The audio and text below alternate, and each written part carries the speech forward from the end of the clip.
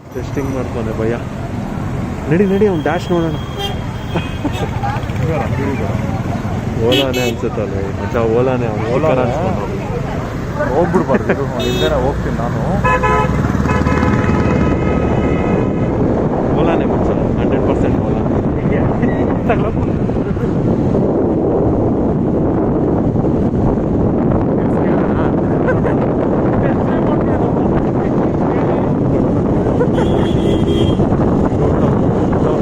dash ನೋಡಿದ್ರೇ ಹೇಳ್ಬೋದು